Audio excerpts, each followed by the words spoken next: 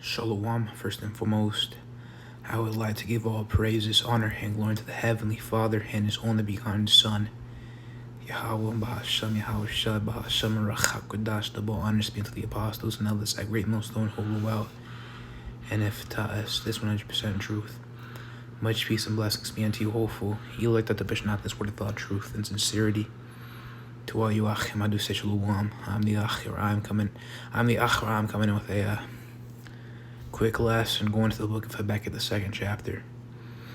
Verse 1 and doth read, I will stand upon my watch and set me upon the tower, and will watch to see what he will say unto me, and what I shall answer when I am reproved. And after that, what comes to mind upon standing upon the watch, it's to stay informed on what the man of the Lord called prophecy. And now prophecy, in its most basic definition, and I will be using the Google to define it, means a prophecy is a message, prediction, or revelation believed to be divinely inspired or revealed by a prophet, typically concerning future events. It often refers to God's will or insights communicated through a spiritual intermediary. In a secular context, it can mean a often dramatic prediction about the future.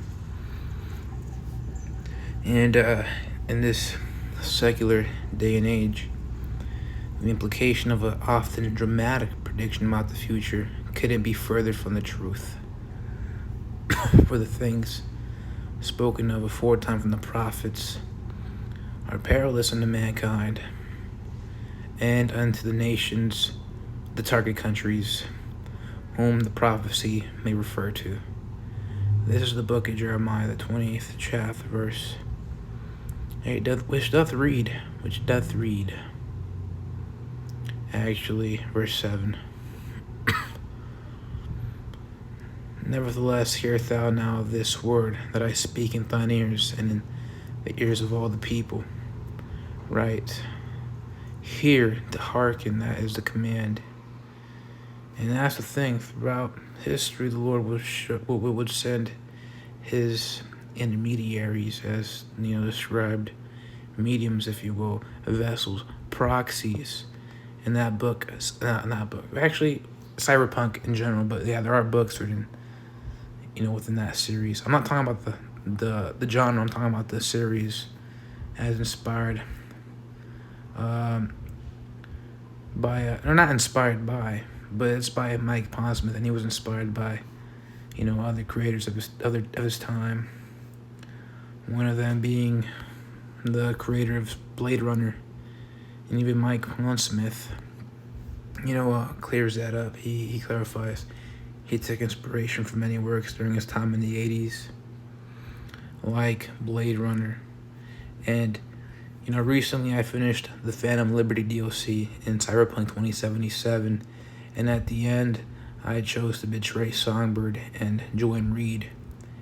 And the end, Reed and Songbird both leave Night City. And I think they call it aerial vehicles, or AVs for short, and that reminded me of Cyberpunk. I digress, it's not that important. But yeah, in that series, you got something known as a proxy, which is I'll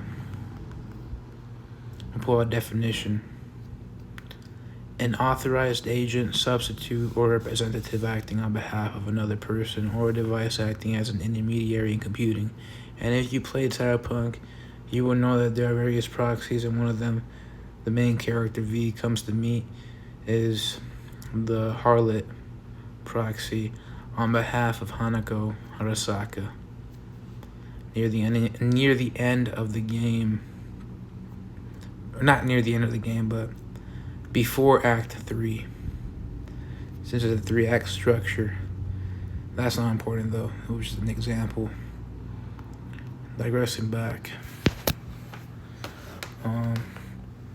Proxies, right? Those are your prophets.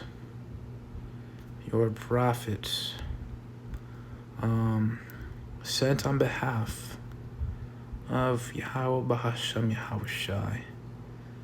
In the book of Obadiah, it doth make mention how in verse 1, we have heard rumors from the Lord, and an ambassador is sent among the heathen.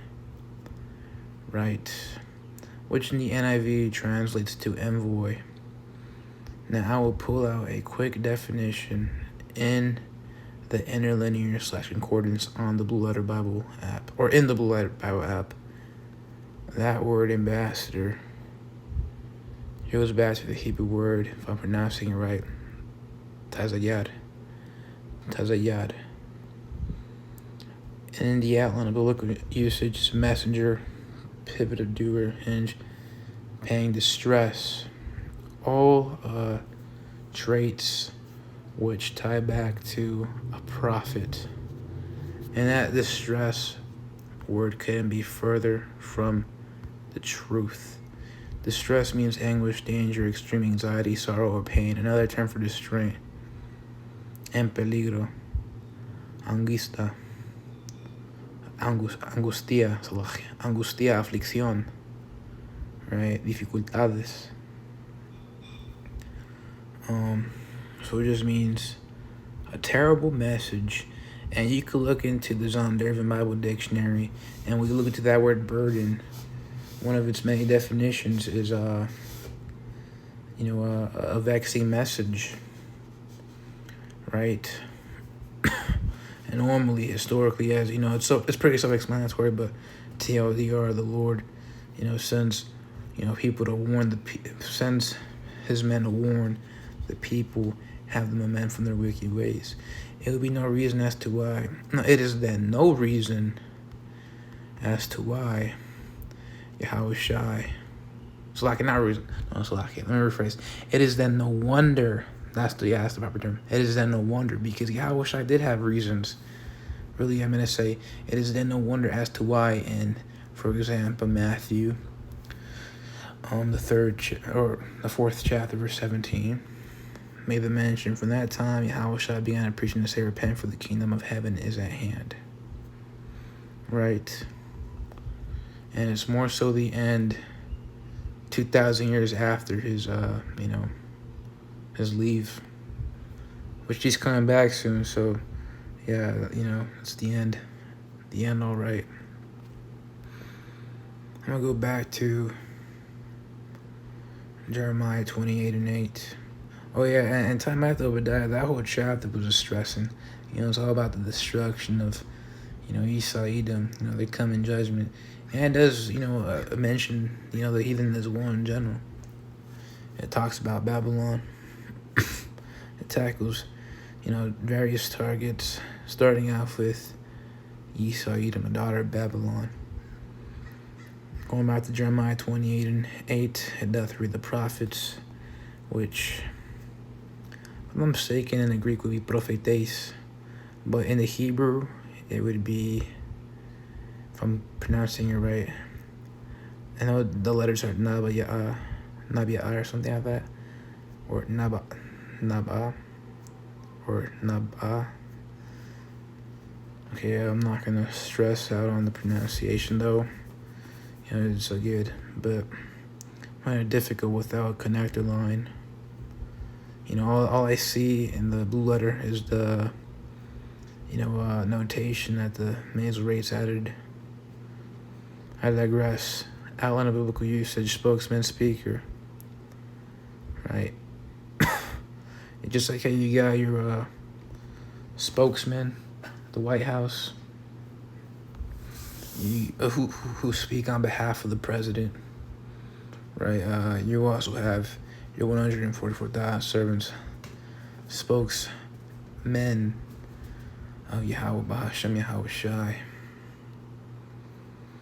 And, right, to prove that, you go into the root word, Nab'ah, or Naba'ah, or Nabah, around that. It's a primitive root. Outline of biblical usage. One of its definitions is under influence of divine spirit. And we know what?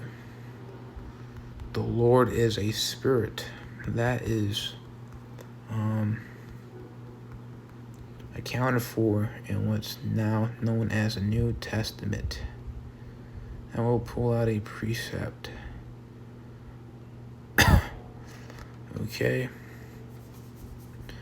Matthew 10:20. For it is not ye that speak, but the Spirit of your Father which speaketh in you.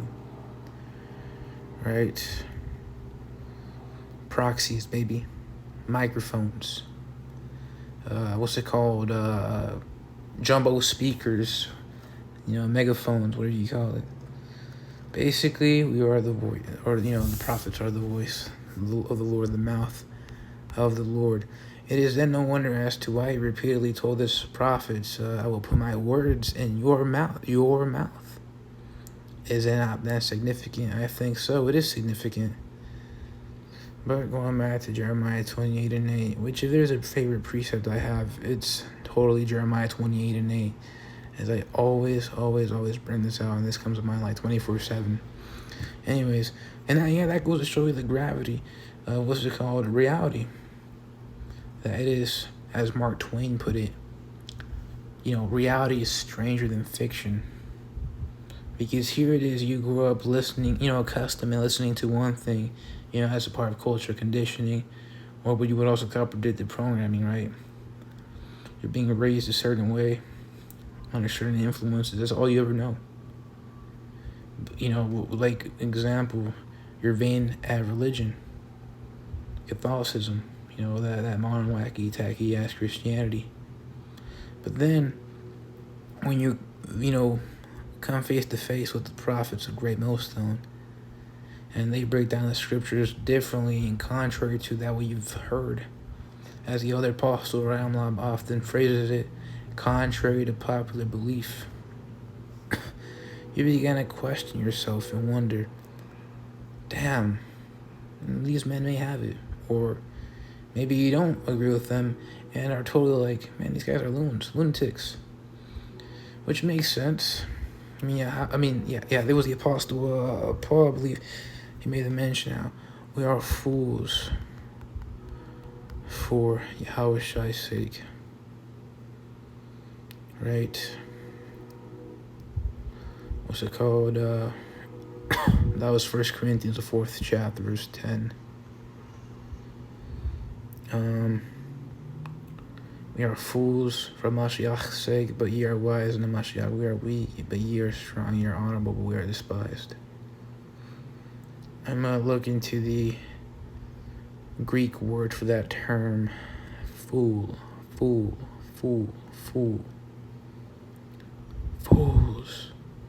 It goes back to the Greek word. Now I've been, touching up on my koine. The koine meaning is Greek, ancient Greek, if you will, or New Testament Greek, for common, because that was the common dialect spoken. The men of the Lord, Great Muslim, just call it Greek, which that's what it is. But for a bit of clarification, in case one is confused, understanding that there are various dialects and various transitions of the Greek, this is known as a koine. Because you have your classical Greek, with different, rules, like how the eta would be pronounced as ea, and your circumflexes would be, emphasized and whatever the heck, and how that kind of dies down by the, time of the New Testament, and then especially well after the fact, with modern Greek, omicron and omega both make the same O sound instead of omicron making A and omega making O. So, for example, wouldn't be anthropa or anthropos or anthropon, depending on, the sentence structure. It would be pronounced as anthropos, anthropon, anthropo. Right? What's it called? Then it switches into modern Greek. Yeah, that's why modern Greek have the same as the ancient Greek. Same way modern Italians can't really understand Latin. Though you see various videos on YouTube where it's plausible that you could interpret some things because of the similarities.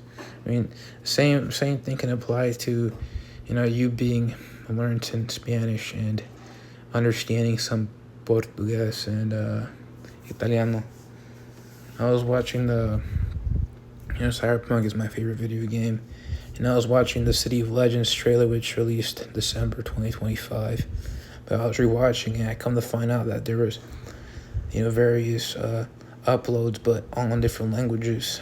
Now, the one in Spanish sucked a dookie because of the Spain Spanish, and the Spain Spanish just freaking is outright horrendous with a bunch of slurring, spitting sounds, a lot of sounds, and it doesn't fit the overall atmosphere for that video game, Night City, which has to hit that gritty neo-noir type of vibe. But I mean, there were some points where the voice actress did kill it, but obviously the English one was like the best one. But I was watching the Portuguese trailer with the Portuguese actress, and the same thing for the Italian one, and I understood parts of it. That goes to show you similarities between words and how they're pretty much all similar. If I'm mistaken, it's all just Romance language, which for TLDR, basically too long didn't read, and I guess you would say nuanced, oversimplified evolution. It would be Paleo Hebrew, or you got the Phoenician script, which is the same thing, but Esau mostly when dealing with that script, they just call it the Phoenician script.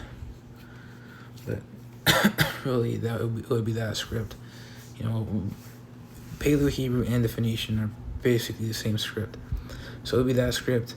Then it would be the Greek. Then it would be the Latin. And then we have our current characters. And obviously that doesn't touch up on all current writing scripts like the one in the Far East. But just a brief overview, if you will. I digress. The word here in the Greek would be pronounced as moros, and it has the M, it has the mu, the omega, the rho, the omicron, and the sigma letters. And judging by a classical sense, it would be pronounced as moras. But by the Koine period, omega and omicron, basically mean the same thing, the same sound again. So it would be moros, and it has a acute accent, above the O. So you would stress that syllable. You would emphasize that. So it would not be moros, but moros, not moros, or moros. It's moros. Anyways, outline of biblical usage: foolish, impious, godless. But what I really want to tackle is a root word for moros, and in the BOB it states probably from the base of musterion, strongest G 3466 musterion, which musterion is where you get your word misterio, your Spanish word misterio, and your English word mystery. Right, outline biblical usage: hidden thing, secret, mystery, generally mysterious, religious secrets confided only to the initiated and not to ordinary mortals. A hidden or secret thing, not obvious to the understanding. A hidden purpose or counsel, secret will of man. Of God, the sacred counsels which God governed in dealing with the righteous, which are hidden from ungodly and with wicked men, but plainly godly. And yeah, TLDR just basically means a secret or mystery. And going back to the point, that is what we have. The secrets, mysteries revealed unto us through the Spirit. And that's why when people listen to the prophets for the first time, or after several times, they may believe, and then they hear something, so-called outrageous, and they flip out like, this ain't the truth. What's it called? We tell you 200 million missiles are finna, what's it called, launch throughout the freaking planet Earth. You guys, you guys, just are in disbelief. But it's written 200,000. I was in a Revelation. Okay. The 9th chapter, right, if I recall. Alright, Persimmons, verse 16. And a number of the army of the horsemen. And yeah, same thing with Joel, the 2nd chapter. The ICBMs were, figuratively referred to as horsemen. But the way they were described doesn't yell horsemen. Horsemen can, fly and burn fire. That's just physically impossible unless the cavalry was set to a different array where it would be like tanks, and on the tank you would have like flamethrowers, but that's not what it's referring to. It's referring to an intercontinental ballistic missile. And there are other reading precepts to prove that. Because like 2 Peter 3:10, I mean that's not talking about a jumbo tank falling from heaven and a flamethrower freaking spreading as far as the eye can see. It's talking about an ICBM, a loud boom from the heaven, it's right the sky, and it wastes everything, destroys all the fervent heat, all the elements with the fervent heat. Right, it's talking about ICBM. Anyways, I digress. And the number of the army of the horsemen went 200,000, and I heard the number of them. Right.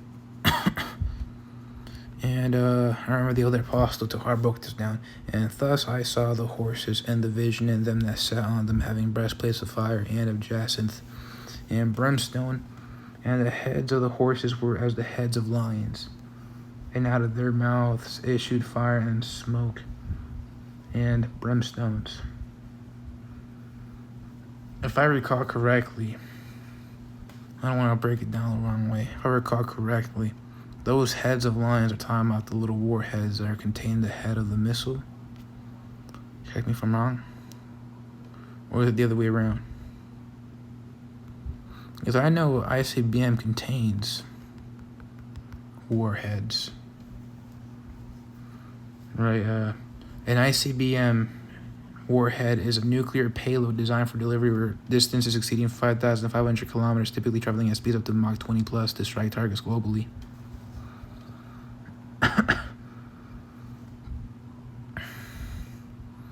And a payload is the part of a vehicle's aircraft or missiles load that produces revenue or achieves the mission's purpose. And that's there's any truth to this specific definition. Achieves the mission's purpose, right? To blow up and waste. But this definition I just read right now is talking about in general, like an aircraft, not talking about an ICBM. And that's why I clarified on that. If there's any truth to this statement, you could associate to the ICBM is it achieves the mission's purpose. Its mission, brought to you by Yahweh Bahasham Yahweh Shai, about destroying and wasting. I digress though. Time at 200,000. And you could even go on the calculator, write that down, 200,000, or just use your freaking pen and paper. 200,000, 200 million missiles. The second people hear that, they're like, yeah, maybe I was wrong. Maybe these men don't have it, which they do. But again, it's just disbelief. They weren't meant to understand and believe. Right, else you wouldn't have been plucked out of Yahweh Shai's hand as to, contemplate and, not believe that that's talking about 200 million missiles. And other variant precepts like the MOTB being the, Karagma, right? Which, that doctrine is spread throughout the four corners of the earth. Yeah, Esau out here, what's it called, on Facebook posting that. Middle-aged Edomites, low-ranking Edomites posting that. Oh my gosh, the MOTB is the so and so, and them Swedish folk, they all cooked. Yep, but where'd you get that from? Yeah, people like talking about we've been telling you for the past 10 years. You have no right if you're talking about 10, 20 years, dude. You got the what's it called? Starting off the apostles and others at Great Millstone. They're the ones that started talking about that. That is just factual evidence. It is the truth. As a matter of fact, they'll pull it out. The Elder Apostle Tahar always stresses out pulling out Rev 13. He always stresses out. We gotta do it. So hey, we gotta do it. I'll pull it out. Revelation 13. Habakkuk, bear with me. Bear with me. Okay. Habakkuk, bear with me.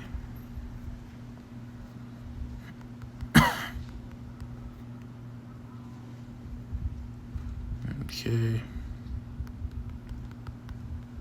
I'll pull it out. Yeah, it's something I wanna read. Right. So starting off at verse 15.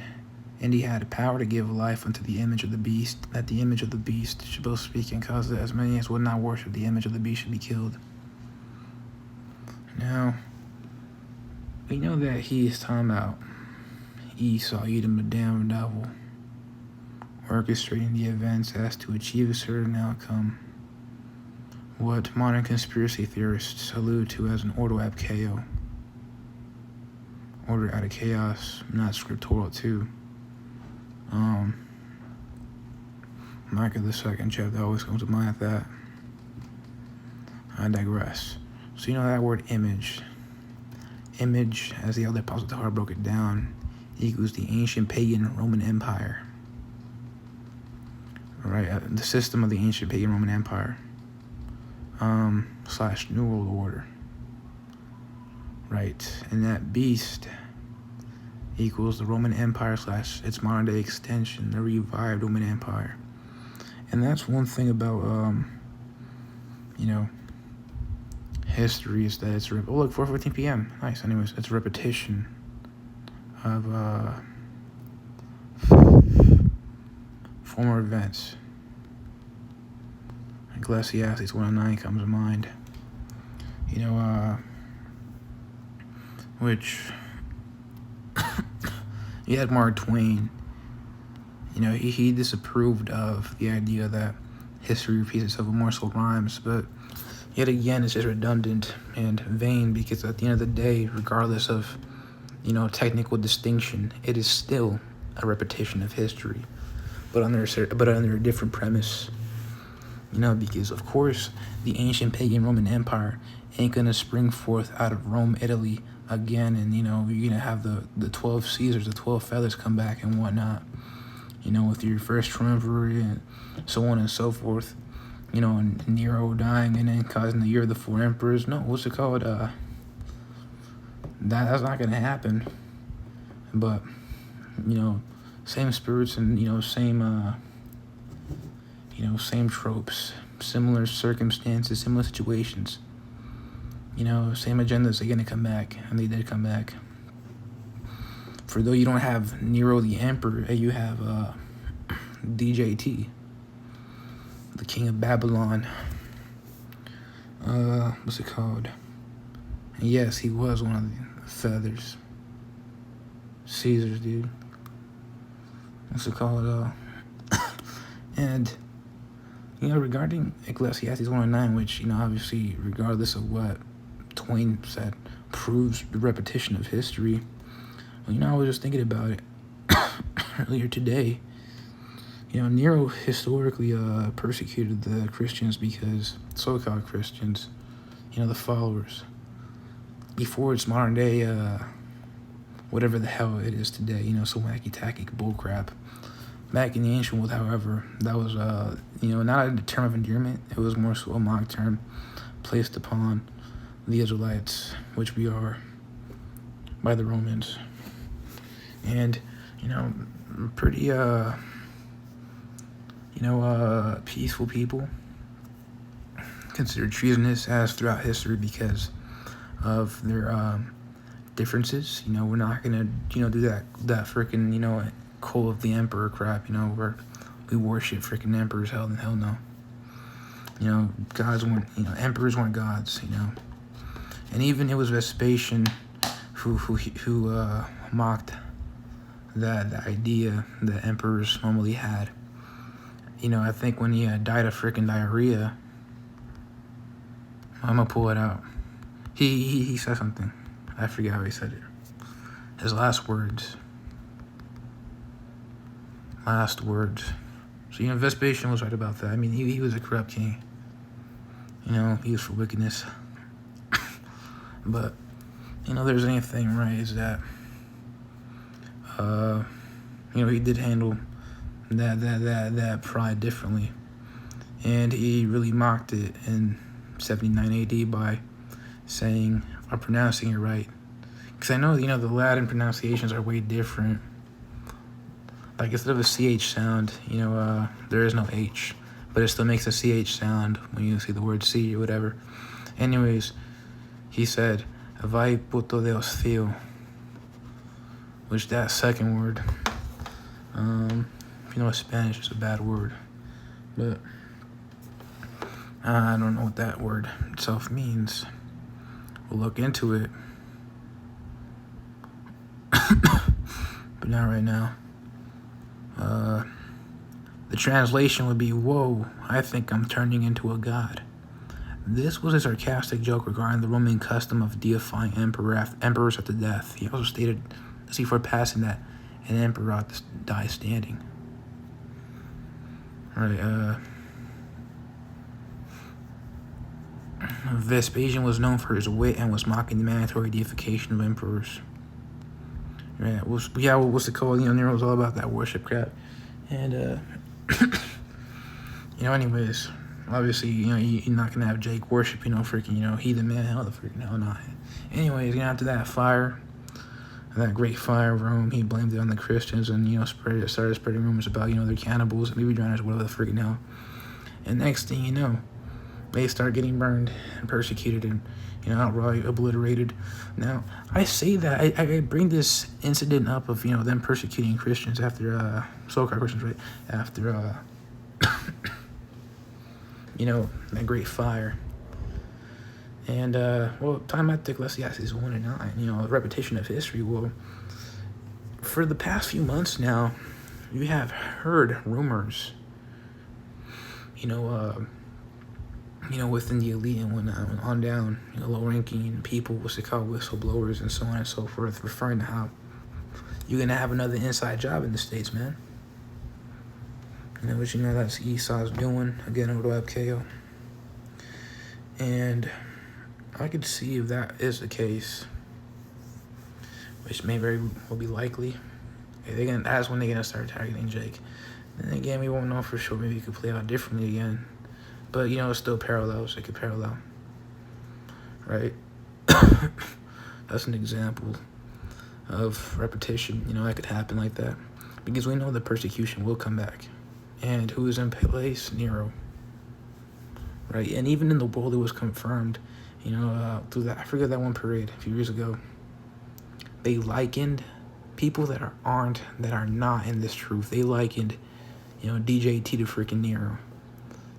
And, before I found that out, I'd heard from the other Apostle Tahar on one of his lessons, that was the case. DJT is Nero. We believe that the spirit and, what's it called? Just like how the spirits of the prophets are subject into the prophets. Same thing. I quoted 2 Ezra 11, right? Yeah, well, what's it called? Same thing, right? If I'm mistaken, Vespasian. Was he the spirit of Julius Caesar? I gotta touch up on that again. But yes, what's it called? It's, a cycle, cycling out, coming back, same lots over and over and over again. What's it called?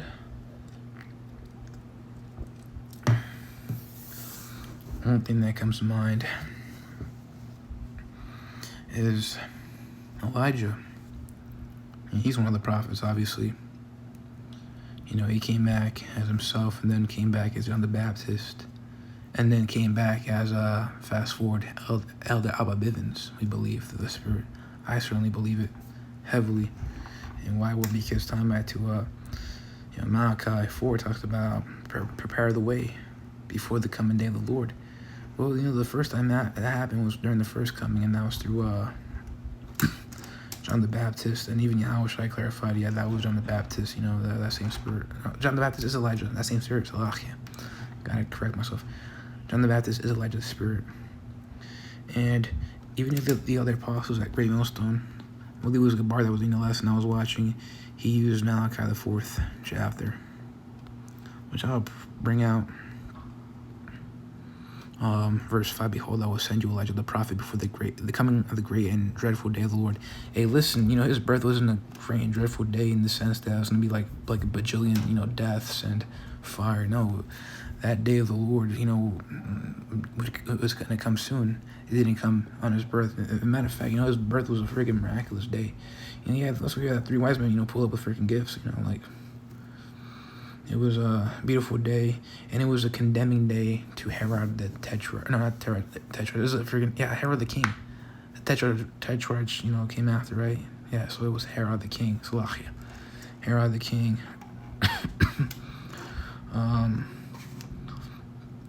Which that goes to show you something, how if it was a vaccine thing for Esau to hear about the day, the arrival of the Lord, how much more now. And that Yahushua is coming back in his full-on glory to decimate the nations and, dethrone kings and, destabilize power, as to dissolve nations and establish his kingdom in righteousness. How much more.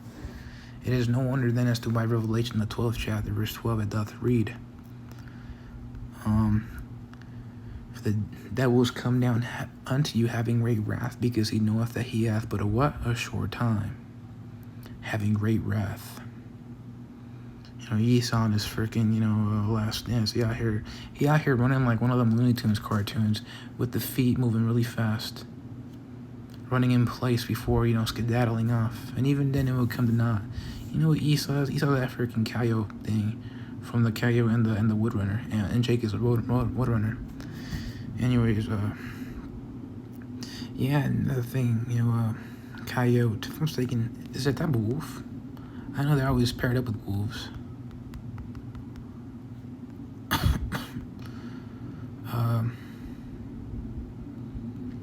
Are they paired up with wolves? Is a coyote a wolf? Let's fact check.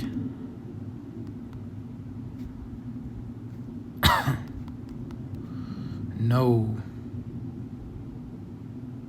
But they are paired up together. Right? Damn it, internet, come on, work. Never works when you want it to. And no, a coyote is not a wolf. While they are closely related members of the Canidae family and Canid breed, coyotes are distinct species from wolves. But they are paired up together in, various media. Well, guess what? Esau does freaking dress himself up like a freaking ravenous, wolf, and hide himself in sheep's clothing and whatnot. That's why Rocket advises us to never trust an enemy, for like as iron rusted, so doth his wickedness. And we see it clear as crystal now. This guy's freaking just outright evil. Anyways, I digress back to the previous precept I initially had.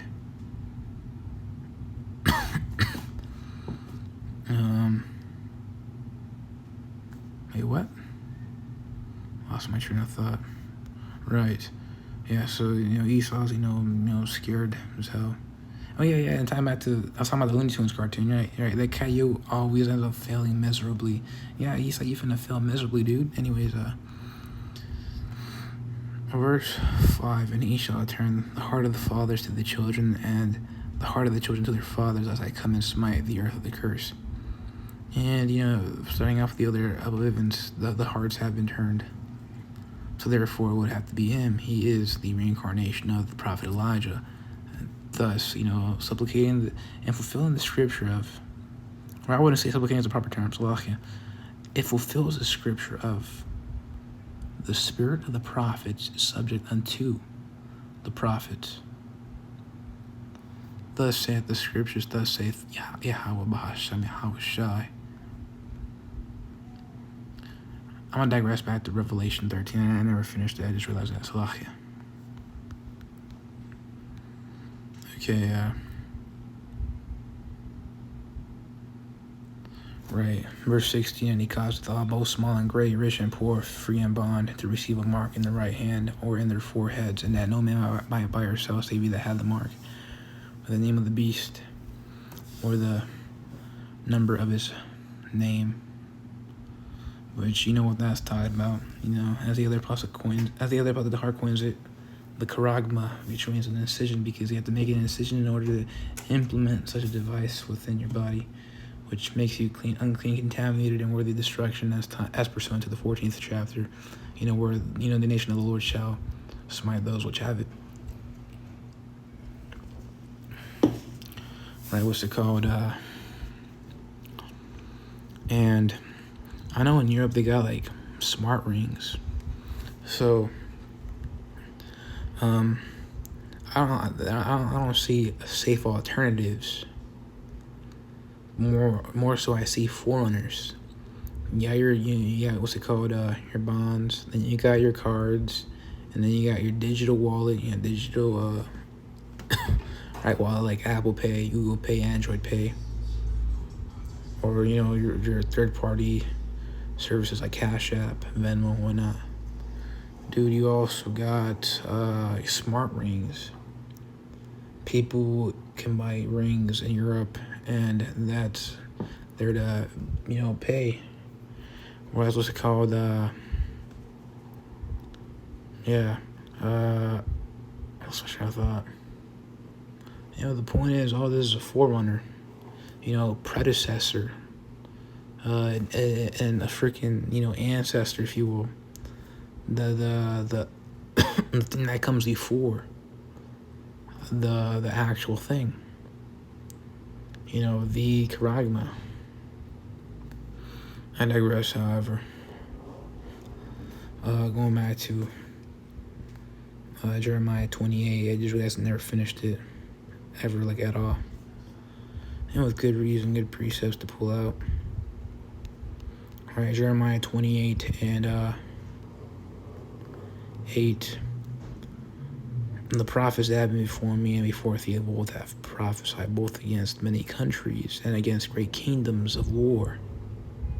Yeah, countries and great kingdoms. Babylon is both a great country and it's a great kingdom. As a matter of fact, Jeremiah 31 and 7 refers to it as a chief of nations, and in Isaiah the 13th chapter, it likens it as to the glory of the Chaldees' excellency. In verse 19, in Babylon, the glory of the kingdoms, the beauty of the Chaldees' excellency, shall be as when Yahweh overthrew Sodom and Gomorrah, which we know the Chaldees being the elite. Right, there's their little pride and joy. And, Esau is all about pride and joy, so, whereas with us, we're about humility and joy. We are not the same. We are not the same. Anyways, yeah, because of course we're going to be confident, and in the kingdom we're going to be all glamorous and receive praise and fame. Ain't no pride in us, what's it called, like the way this damn devil lives, gloating and puffed up and talking about, I pooped. You had freaking LBJ, President LBJ, freaking poop in front of his subordinates as a sign of dominance, and he felt good about that. That's just psychologically whacked. This dude, that dude is a freaking psychopath. Dude, what the flip? That's a vulnerable moment. I can't imagine pooping in front of others and talking about, oh my God, you ain't no God, dude. What's it called? I've seen the interview. I've seen the interview in 2014. You had that, what's it called, a mobile talking about Kim Jong-un does not poop. Yes, he is a god. Yeah, what's it called, God? Which the apostles said, we're gonna poop and pee. We'll see for sure, though, as we, there are certain things we don't know. But, it's true across media. Gods don't poop or pee, but we'll see. Either we poop or pee or we don't poop or pee. I hope we don't, though, but we'll see for sure. That's not really important, however. Focus on prophecy. Continuing on verse 8. And against great kingdoms of war. And against great kingdoms of war. And of evil. And of pestilence. And of pestilence of evil war. Those are the things that have been, popping up on the earth. You got mofos out here talking about CERN freaking teleported us into an alternate timeline. Run for your lives. Oh my God, ever since like 2020, everything's like been crap. Oh my God, I'm pretty sure it was 2012. This and that. Like, no, dude, we didn't jump a timeline. We just jumped the prophecy. That was pretty much it. Ain't no freaking CERN, freaking teleporting the universe into an alternate timeline. What do you even mean by that? Well, I don't even get what that even means to teleport the universe into an alternate timeline. What is this, like freaking MCU's the TVA, the something authority? No, I don't know, man. People are that bugged out, and that goes to show you how there are certain individuals who, albeit this truth being on the earth for the past 50 years and, spreading through the globe, the Lord just does not want to freaking, reveal this knowledge to. God damn, that's gotta freaking suck. Imagine that. Imagine living your life in ignorance and wondering what the freaking hell's going on. And then you got certain, conspiracy theorists with their own ideology that when they believe that nothing is orchestrated and everything is, happening in real time. And, the only reason people alluded to being an elite of manipulating events is because like a sign of comfort, to do away with the fact that, humans are just terrible freaking, stewards, and everything is chaotic because of, their endeavors and consequences, which I can understand your point of view. That's not the case, though. It's not a comfort, it's just scriptural. If anything, though this book be a comfort unto the elect, it is also a freaking vexing thing, pursuant to the fact that there are certain things that when we right here, we get vexed. But as the other apostle to always states, we must eat the whole roll. The good and the bad, we must consume it all and suck it up. I think that's what your Navy SEALs have stated time and time again, right? Or at least one of them. Embrace the suck. I digress. War, evil, and pestilence. The prophet which prophesied the peace, when the word of the prophet shall come to pass, then shall the prophet be known that the Lord hath truly sent them. Right? And you could distinguish the men of the Lord like Raymond Stone, who prophesied peace for the nation of Israel, compared to those niggas in the world, waggy-tacky pastors out here talking about, God bless America. You know who's the real prophet and soon. Because, I'm gonna tell you straight up, this place ain't seeing a future. No, we at the end of this thing. Soon it'll be destruction. World War III, MOTB, thermonuclear fire, Yahushua delivering the elect with, his angels, and, coming back to the freaking land and subordinating everybody, subjecting them to freaking hardcore bondage, slavery for 1,000 mother freaking slow years, and, happily ever after for the nation of Yashar Allah. TLDR, right? So there's that. Point blank. Yeah, I don't really have any more precepts. Oh, that's right, Habakkuk, the 2nd chapter. I will stand upon my watch and set me upon a tower, and we will watch to see what he will say unto me, and what I shall answer when I am reproved. And the Lord answered me and said, write the vision and make it plain upon tables, they may run that readeth it. And you have your various individuals, your various prominent figures, great men of the Lord, right? The servants of prophets. One that comes to mind is the prophet Ezra, a.k.a. Ezra's.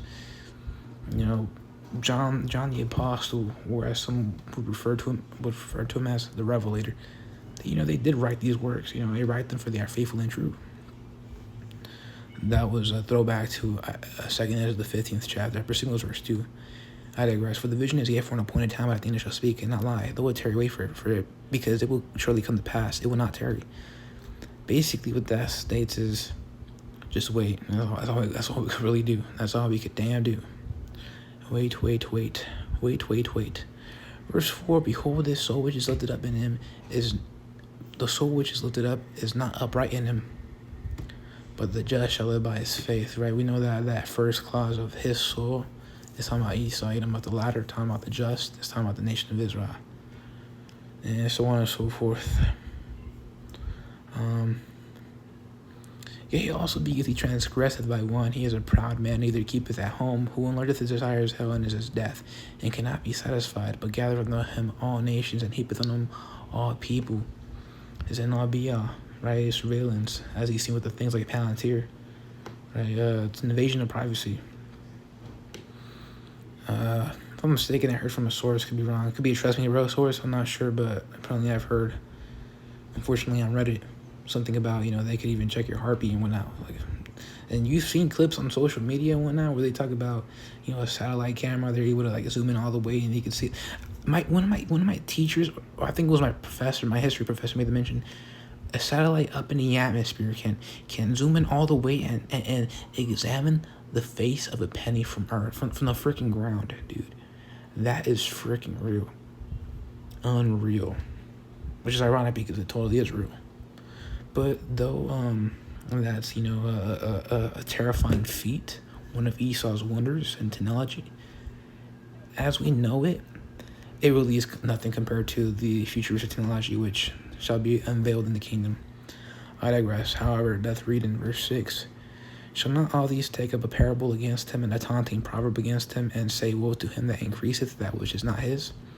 Hell yeah, woe to him because all he did is rape, rob, murder. That's the whole premise. AA for injuries gotten by deceit. That was Rock 10. The kingdom is translated from one people to another. The kingdom is translated from one people unto I'm speaking too fast. The kingdom is translated from one people unto another. Anyways, and to him that leadeth himself with a thick clay, shall he not rise up suddenly that shall bite thee, and awake that shall vex thee, and thou shalt be for booties unto them. Yeah, booties means, spoil, prey, reward, plunder, a spoil of war, right? Hey, what do you think? Well, no, it's like, why do you think a woman's backside is referred to as a booty? Because women were a common spoil of mother flipping war. And obviously the pleasurable part of a woman unto a man is the backside, so therefore, booty. Booty, right? I refer to my cats as booties because they're my rewards. The what I was shy sincerely, and hopefully I have them in the kingdom for all eternity. They keep on coming back to me, back to the reincarnation. Lord willing, sincerely speaking, I hope it through faith. My lovely baby boy cat, my two boys and my little girl cat, my cats, Athena, Apollos, and Leon. What's it called? Shall they not rise up? Or it's like, they have Greek names, but they also have Hebrew names. Athena, who's my favorite cat, and the boys know it. But, obviously, as a balance and being fair, I give the latter two a double. But Athena, who's the oldest among the three, and is my fairly beloved and favorite, her Hebrew name is Chakamha. If I'm mistaken, it's pronounced as Chakamha. I know the root word would be Chakam, but yeah, her name basically means wise, wisdom, prudence. Whereas Apollos, the middle child, and the biggest one of all, his Hebrew name would be Shashwan, if I pronounced it right. Shashwan, which means, or Shashwan, I think it's Shashwan though, and it means joy, mirth. That's with Leon. We know Leon means lion. And the Hebrew would be Arya, because he's, like a lion. I digress. What's it called? and thou shalt be for booty unto them. Yeah. So Esau's totally gonna be a freaking spoiled dude. Because thou hast spoiled many nations, all the remnant of the people shall spoil thee, because of men's blood, and for the violence of the land of the city, and of all that dwell therein. Woe to him that coveteth an evil covetousness to his house, that he may set his nest on high, that he may be delivered from the power of evil. What's it called? You know what comes to mind with that? I'm going to end it off in one precept, and that's the book of Revelation, the 13th chapter, verse 10, or verse 9. If any man have an ear, let him hear, right? He that has a spirit to understand this thing, let him understand. And that is that he, aka Esau Edom, that leadeth into captivity, shall go into captivity. He that killeth the sword must be killed with the sword. Here's the patience and the faith of the saints who are the nation of Israel, which are the Israelites. Yasher Allah Yem, or not Yem, Yasher Allah. In the Greek, it would be pronounced as something along the lines of Israelitas. Israelitas. Correct me if I'm wrong in that pronunciation. That's what that he that first and foremost ties it. You know, the big E, the sleazy E, but also ties in other nations like Ishmael. Ishmael definitely had a part in beating us down. I mean, you could just read the book of Judges, dude. You know, that's just plain and simple. All nations had a part to beat us down. Right. Here's a quick example. Judges 6, and the children of Israel did evil in the sight of the Lord, and the Lord delivered them into the hand of Midian 7 years. Right. So even though we went off and the Lord, delivered us intentfully and willfully to the heathen, because we digressed, we transgressed the law, broke the covenant. Hey, yet the Lord being jealous power, and for the controversy of Zion, and he shall repay all nations, thus saith himself. Anyways, Lord willing, that's the one side of the next one. I do say shalom.